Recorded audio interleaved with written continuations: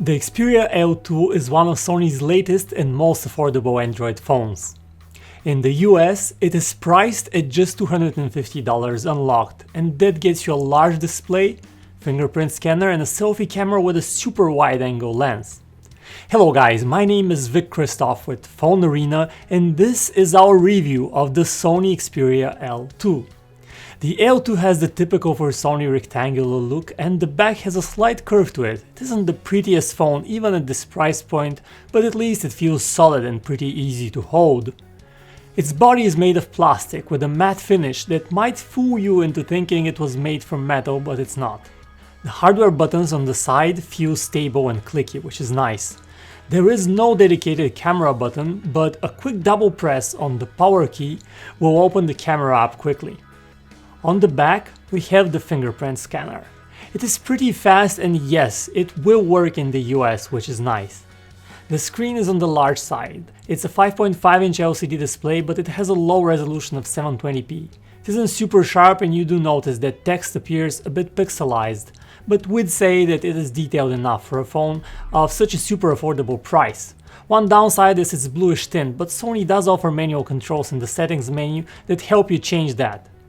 Another drawback is that the screen isn't very bright, which makes it more difficult to use outdoors.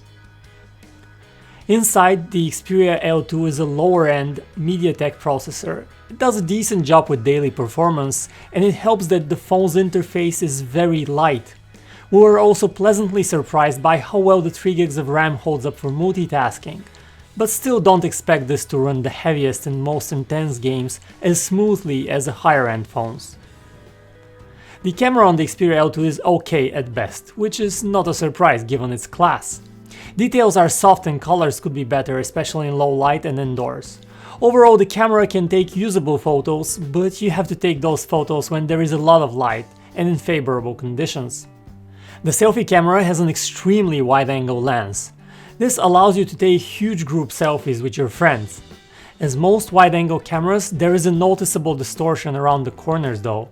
There's also a zoomed-in selfie mode for one-person self-portraits. Overall, selfies do turn out well, especially in good lighting. Lastly, we'll comment on battery life. The Xperia L2 is no champion compared to other Sony phones, but it can certainly hold its own. We had no problem squeezing out more than a day of operation from a single charge. And if you're caught in an emergency situation, the Ultra Stamina mode will basically turn off a lot of features and turn this smartphone into a feature phone to make sure you make it to a power outlet. In conclusion, the $250 Sony Xperia L2 is certainly a decent budget phone. It feels solidly built and it handles all key smartphone tasks just fine. But if you are not dead set on the brand, Moto has a couple of offerings in the same budget space, which we feel might give you more bang for your buck. The Moto G5S and the Moto G5S Plus, for example. And this wraps our quick review of the Xperia L2. If you found value in this video, support us by hitting that like button, and if you want to see more such videos, subscribe to our channel and hit that bell icon to get notified whenever a new video is out. Thanks for watching, and I will see you in the next one.